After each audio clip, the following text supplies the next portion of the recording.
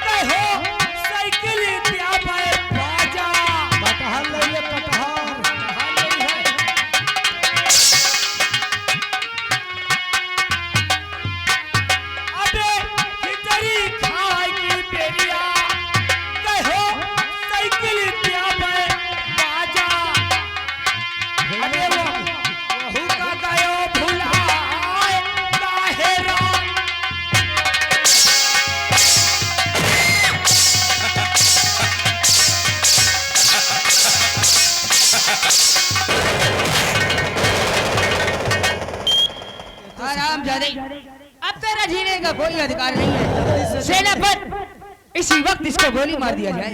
इतना काफी नहीं है क्या? चल बेरूपे, तेरा खेल खत्म हुआ। देखो जो कुछ हो गया भगवान के लिए माफ कर दो, हम चलते हैं। अब तुझे भगवान ने भी नहीं माफ कर सकता। ऐसे काल किए तूने, तुझे जाना ही होगा। जाओ। अगर रहेगा तो ऐसे ही काल करेगा। तो फिर जाओ। चल जा।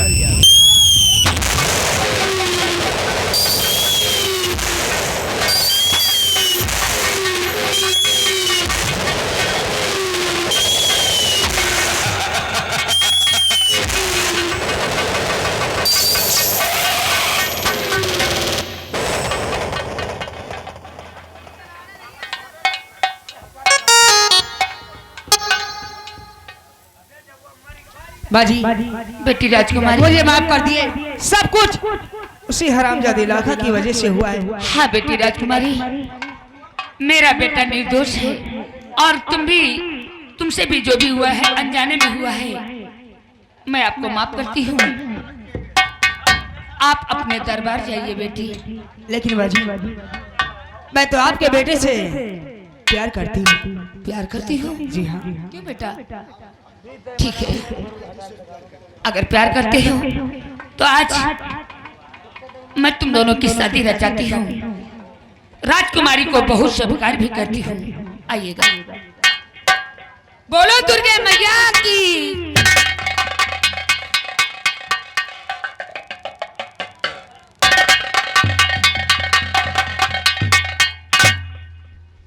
संती, कहिए।